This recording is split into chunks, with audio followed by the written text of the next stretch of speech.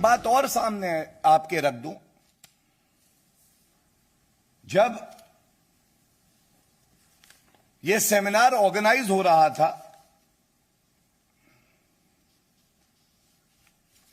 तब इस ऑर्गेनाइजेशन ने एक प्रेस वार्ता करी कि 27 अक्टूबर 2009 को हम ये आतंकवाद पर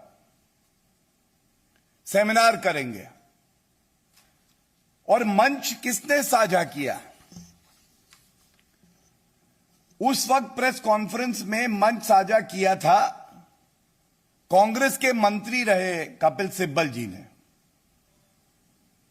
अब आप मुझे बताइए कि अगर कांग्रेस की सरकार का सहयोग ना होता तो ये केंद्रीय मंत्री जानकारी देने के लिए भी, और वरिष्ठ मंत्री रहे हैं कांग्रेस पार्टी के, ये बात अलग है कि वो अब दूसरी पार्टी में है जो आतंकवादियों का समर्थन करती है, लेकिन जानकारी भी आपको थी राहुल गांधी जी।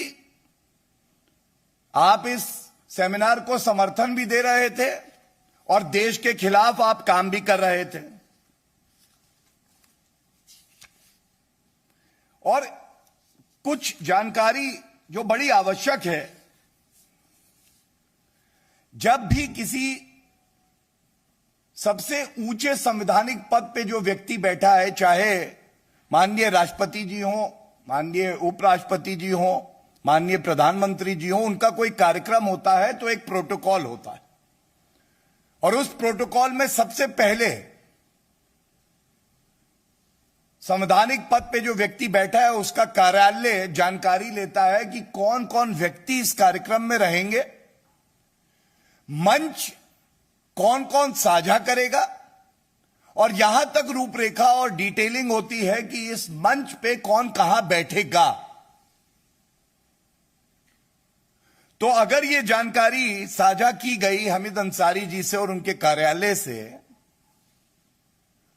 तो क्या यह मानना सही नहीं होगा कि आपकी सहमति से ही, और कांग्रेस पार्टी की सरकार चाहती थी कि ऐसा व्यक्ति भारत में घुसे और भारत की अखंडता को ठेस पहुंचाए?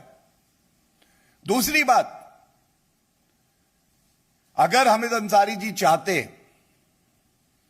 तो वो ये कह सकते थे, और कांग्रेस की सरकार भी ये कह सकती थी कि इस व्यक्ति को यहां पे नहीं बुलाया जाए, हम वीजा नहीं देंगे, सरकार कह सकती थी कांग्रेस की, और मैं मंच साझा नहीं करूंगा, ये हामिद अंसारी जी कह सकते थे।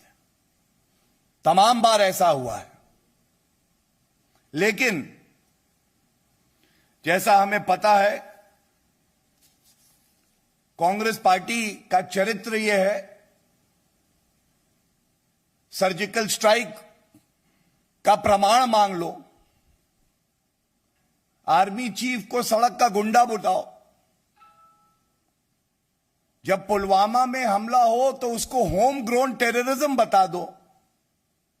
और इसीलिए आतंकवाद के खिलाफ जो मजबूत लड़ाई श्री नरेंद्र मोदी जी के नेतृत्व में हमारी सरकार लड़ रही है, उसमें सबसे कमजोर कड़ी कोई है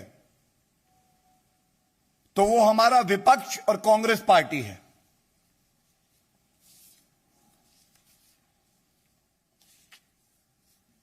इसके साथ ही ये सवाल जो पूछे गए थे, इसका उत्तर नहीं आया, लेकिन मैं आशा करता हूं कि इतने महत्वपूर्ण है कि इनको पुनः उठाया जाएगा,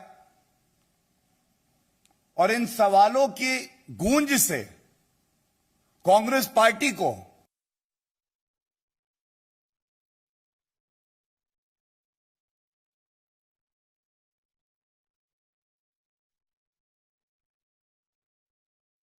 हमने एक मुद्दा उठाया और उस मुद्दे को उठाने वाले को वो कह रहे हैं कि हम लोग की मानसिकता खराब है। लेकिन जो बात हमने उठाई कि आपने 5 बार ये जो पाकिस्तान से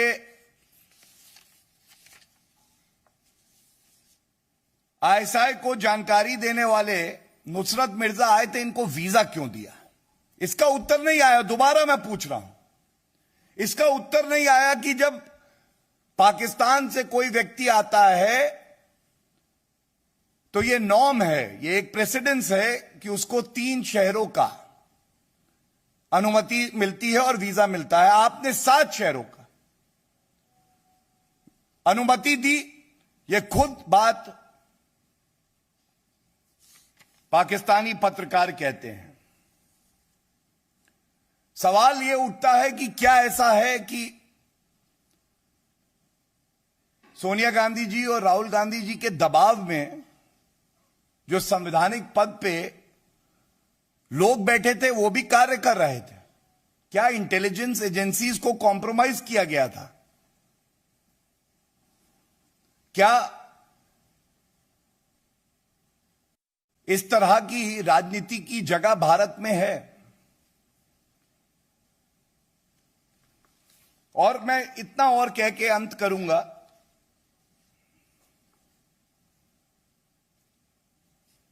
26/11 का ये जो हमला है, इसके बाद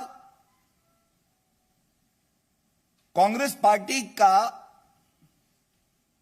चरित्र क्या रहा, चाल चलन क्या रहा,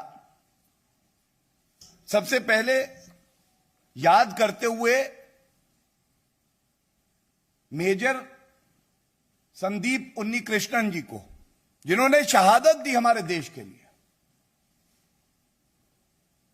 लेकिन राहुल गांधी सुबह 5 बजे तक पार्टी कर रहे थे।